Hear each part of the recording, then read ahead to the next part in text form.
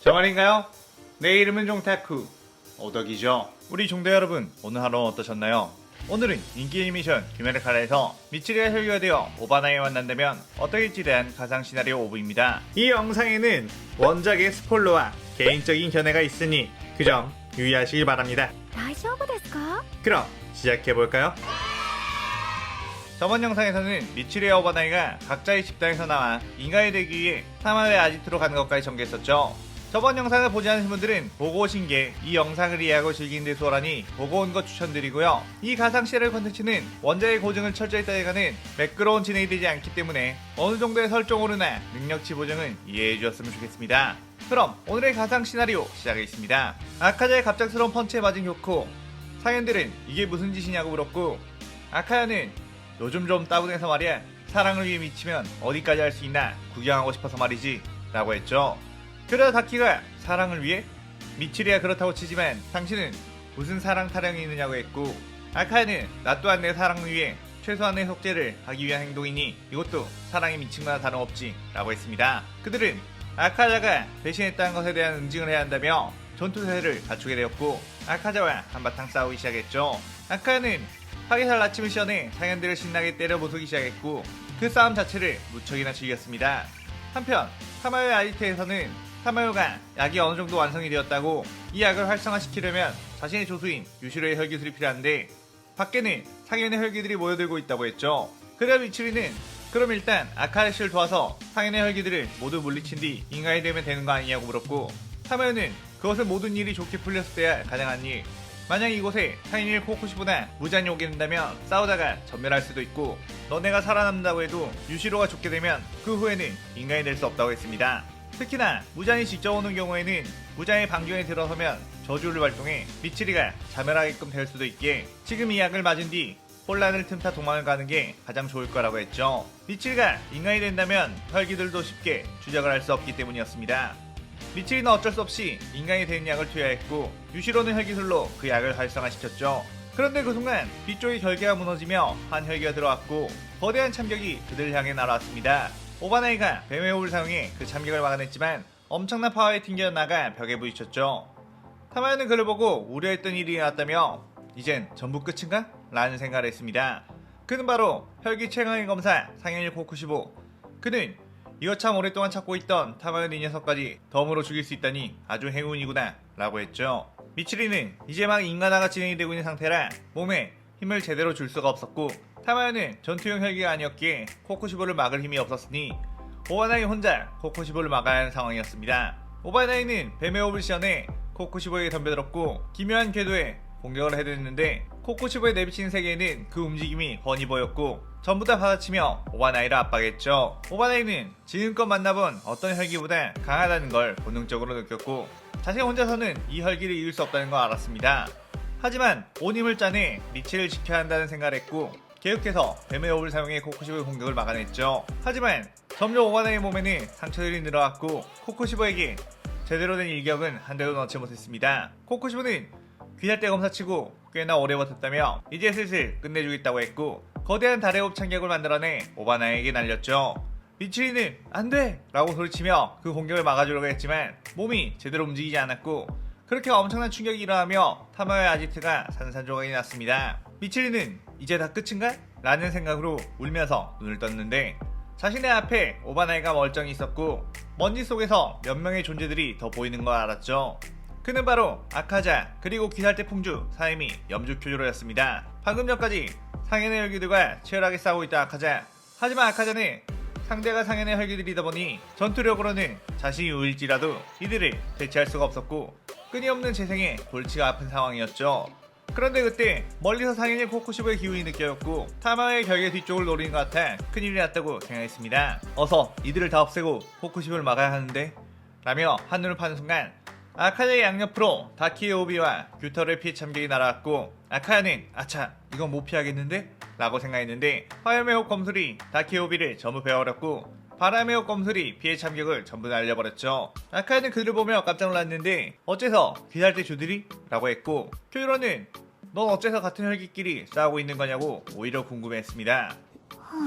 아카야는 신경 꺼라. 난 사랑에 빠진 멍청한 것들을 도와주는 멍청한 짓을 하고 있는 거니까 이라고 했고, 큐로는 저번 무한열차에서 미치리와 함께 있었던 아카자였기에 미치리의 동료겠거니 라고 판단한 후 그를 도와줬던 거였는데, 다행히도 자신의 생각이 맞았다며 그 멍청한 짓을 나도 거두러 되겠냐고 했고, 사내미는 난 그런 멍청한 짓은 관심 없고 그저 혈기들을 대체하러 온 것뿐이다 라고 친드레적인 모습을 보였죠. 아카야는 마침 저 녀석들을 일륜도로 베어버렸으면 했는데 잘 되었다고 하며, 메인 빌런은 이 녀석들이 아닌 저쪽에 있으니 빨리 끝내고 그쪽으로 가자고 했습니다. 그러면서 아카야는 상현육 다키유타로는 동시에 목을 베어야 소멸하니 내가 다른 녀석들을 맡고 있을 때 너희 둘이 걔네들을 처치하라고 하며 뛰어나왔고, 사네미와 쿄조로는 서로를 보며 고개를 끄덕인 뒤 그대로 다키유타로 남매에게 뛰어들었죠. 다키는 아카자라면 몰라도 귀할대 검사 따위에게 질 것 같으냐고 오비를 날렸지만 쿄조로가 화염의 호흡으로 그대로 치고 나가며 다키의 목을 단번에 날려버렸고, 사네미 역시 바람의 호흡으로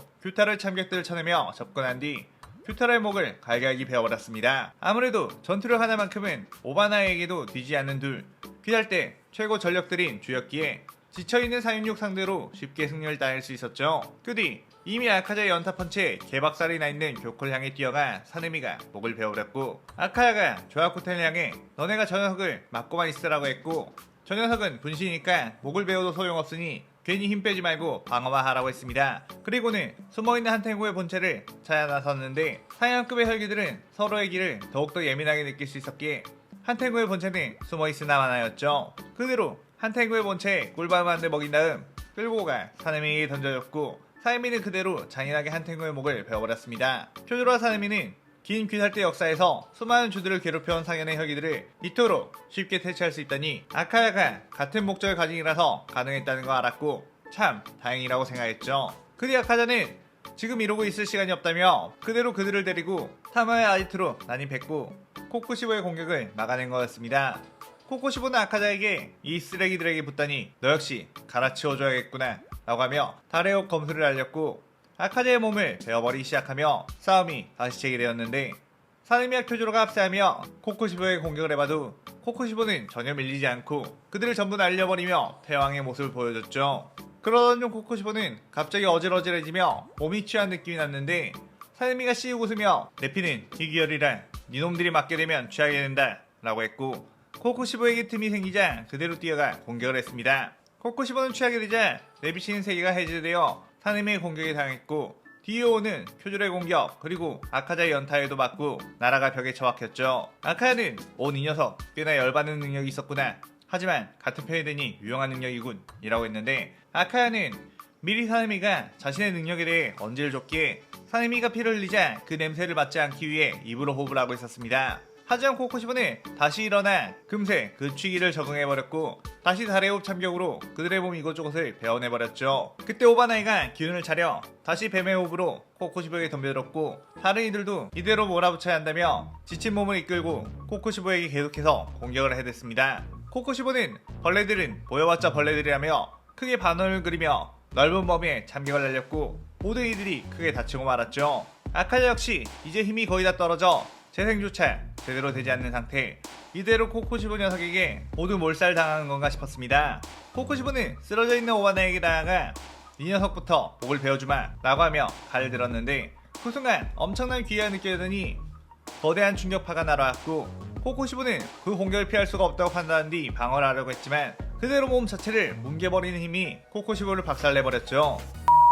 코코시보는 이 무식한 공격은 도대체 뭐지? 라며 정신이 아득해졌고, 오바나이는 겨우 몸을 일으켜서 이게 마지막 기회라며 뱀의 호흡의 검술로 코코시보에 뛰어들었습니다. 그의 쿄조로도 마지막까지 힘을 짜내 화염의 호흡 연옥을 사용해 돌진했고, 사이미도 바람의 호흡을 사용해 뛰어들었고, 아카야도 파괴살 공격으로 가세했죠. 그렇게 몸이 박살난 코코시보에게 그들의 공격이 닿자 코코시보의 목은 그대로 갈갈기 조각나버렸고, 그렇게 코코시보는 몸이 붕괴되며 소멸해갔습니다. 코코시보는 그래봤자 너네 힘으로는 절대로 무장을 죽일 수 없다 라는 말 끝으로 사라졌고, 모든 이들이 진이 전부 빠져 그 자리에 불썩 쓰러졌죠. 그때 미치리가 울면서 뛰어와 오바나이에게 괜찮으냐고 상처를 지혈해줬는데, 오바나이의 눈에 미치리는 이미 인간이 된 상황이었습니다.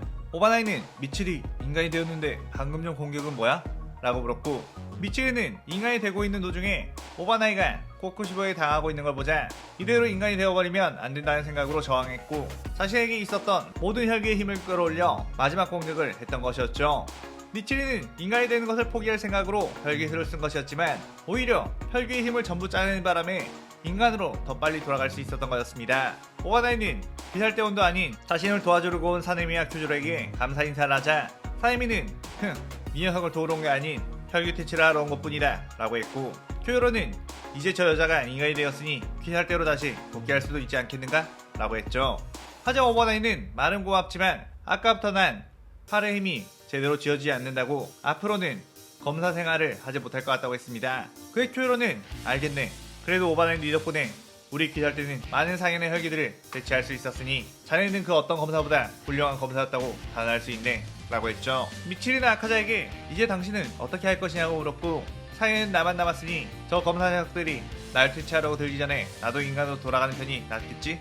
라고 하며 타마에게 부탁을 했고, 타마는 알겠다며 약을 다시 만들어 보겠다고 했습니다. 그렇게 오바나이와 미치리는 그들이 바라는 대로 인간과 인간으로서 사랑을 하며 결혼했고 산속에 작은 집을 얻어 유유자적하며 살아갔죠. 비록 무장을 퇴치하지 못해 아쉽기도 하며 그 무자는 다시 강한 혈기들을 만들어내 세상을 혼란스럽게 하겠지만 이제 자신에게는 그 무장과 싸울 힘이 없었습니다. 그렇게 좀 더 세월이 지나 미치리는 한 아이를 낳게 되었는데 그 아이는 신기하게도 이마에 반점을 가지고 태어났고, 오바나이와 미치리는 반점 같은 걸 가지고 태어나면 뭐 어떠냐고 그저 자신의 아이를 축복해주며 기뻐했죠. 그들은 고민하다가 그 아이의 이름을 요리치라고 짓게 되었는데, 요리치는 아빠를 닮아 엄청난 감각을 가지며 세상 모든 것을 꿰뚫어본 듯한 눈을 가지게 되었고, 엄마 미치를 닮아 강인한 체력과 더불어 엄청난 괴력을 타고 태어났습니다. 요리치는 어린 시절부터 말도 안 되는 강함을 가지며 오바나이와 미치를 놀라게 했고, 가끔씩 그들의 집에 놀러오던 친구들 큐조로, 사네미, 아카자는 요리치를 보고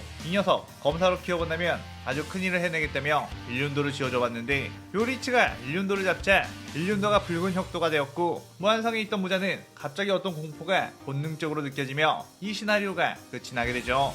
자, 이렇게 혈기 미치리와 오바나이의 사랑 시나리오가 끝이 나는데요. 원래 처음 계획했던 것은 조력자인 사네미, 큐조로, 아카자가 희생되며 둘의 사랑이 완성되는 걸로 짜보려다가 많은 분들이 해피엔딩을 원하셔서 모두가 살아있는 결말을 내봤습니다. 이 시나리오는 사실상 둘의 사랑에 대한 초점이 맞춰졌다 보니 무장까지 퇴치하는 전개는 하지 않았고 그들의 아이가 무장을 퇴치할 것이라는 암시를 주며 살짝 열린 결말로 만들어봤네요. 이번 시나리오에 대한 감상평 많이 남겨주시고 저는 다른 재밌는 시나리오를 들고 찾아오겠습니다. 오늘 영상 즐겁게 보셨다면 구독, 좋아요, 알림 설정 누르는 거 잊지 마시고요. 그럼 오늘은 이만, 사요나라.さようなら。